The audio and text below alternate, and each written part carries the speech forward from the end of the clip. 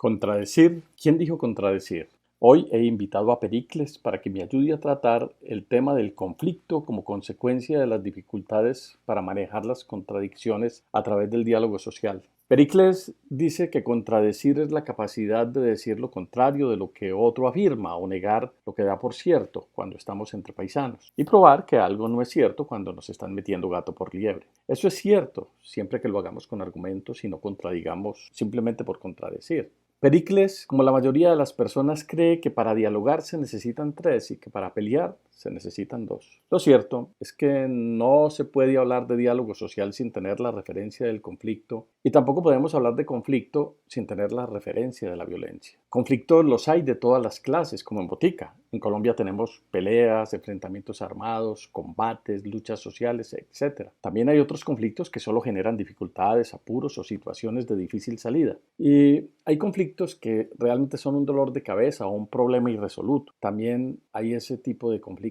que exacerban las contradicciones internas de los individuos. ¿Recuerdan aquello de que la mano izquierda no sepa lo que hace la derecha? En fin, existen conflictos que son capaces de generar angustias y trastornos neuróticos en las personas al punto de querer matar y comerte el muerto. Bueno, de esos conflictos no vamos a hablar aquí. Aquí estamos hablando del conflicto colectivo en las relaciones laborales, ese conflicto que enfrenta a los trabajadores a través de sus representantes, con los empresarios a través de sus representantes y que afectan a todos los integrantes de una empresa o a un sector económico, y la resolución de ese conflicto tiene efectos para todos. Bueno, eso es lo que dice la Real Academia de la Lengua. Pericles pregunta, si el asunto es tan grave, ¿cómo es que vivimos en un eterno conflicto y muy poco hacemos para superarlo? El deber ser es restablecer el derecho antes que se genere la violencia, apelando al consenso que logramos cuando ejercemos un diálogo social eficaz. Lo real es que tan grave como la discriminación antisindical lo es satanizar al empleador. La puja de intereses encontrados tiene que partir de valorar el derecho a organizarse y ejercer el derecho a la negociación colectiva, como salvaguardar el interés del empleador a tener empresas sostenibles que generen márgenes justos de utilidad. Sin embargo, es común que se desconfíe de los instrumentos, que no confiemos en nuestra contraparte y tampoco evidenciemos voluntad política para llegar a acuerdos donde algo tenemos que ceder. Por eso fracasan los procesos de diálogo y se inician los conflictos, cuando creemos que el fin de la negociación es suscribir un acta o sin garantizar mecanismos de seguimiento. Cuando todos delegamos o confiamos las decisiones en personas que no tienen la capacidad de decidir, o cuando las posibles soluciones son condicionadas a factores que dependen de terceros. Tal vez por eso es que vivimos en un conflicto permanente. Pericles cree que este ejercicio se maneja con eufemismos, a lo que le decimos que el eufemismo en el mundo del trabajo es como cuando firmamos un acuerdo para revisar acuerdos anteriores. Cuando estábamos negociando era la estabilidad y el aumento salarial. Una de las dificultades para gestionar el conflicto a través del diálogo social es la incapacidad para reconocer al otro y la legitimidad de sus derechos. De allí la tendencia a mirar al otro como un enemigo. Pericles cree que eso es lo que pasa en el mundo del trabajo. Cuenta que la primera reacción del empleador cuando se empezó a hablar de organización en su empresa fue despedir a varios de los líderes, frustrando por un tiempo el proceso organizativo. El empleador asumió que la organización del sindicato tenía como objeto la liquidación de la empresa, desnaturalizando la esencia de la organización sindical.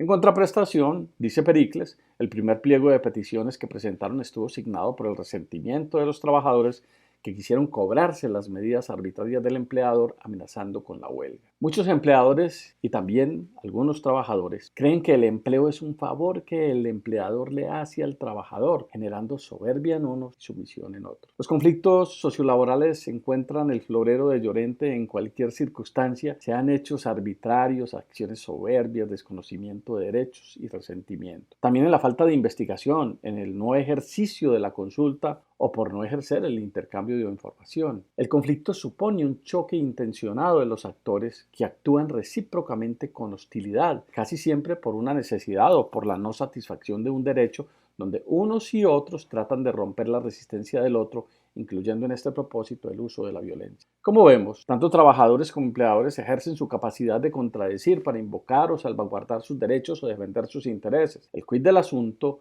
radica en la intencionalidad de los actores y en la legitimidad de sus pretensiones. Lo real es que el desacuerdo y la no solución amigable a esa contradicción es lo que genera el conflicto. Pregunta Pericles si entonces se acude al diálogo social tanto para evitar el conflicto como para superarlo. Yo le digo a Pericles que el papel del diálogo social es ser un instrumento vital para llegar a un acuerdo que satisfaga los intereses legítimos de las partes y de paso evitar que el conflicto escale a situaciones de violencia. Desde esa perspectiva, el papel del diálogo social es generar los mecanismos de facilitación para superar el conflicto, llegar a un acuerdo y evitar la violencia. Existe un muy delgado hilo entre el conflicto y la violencia, y ese es el que no queremos que se rompa. Claro que sí, y ese es el tema de nuestro próximo programa.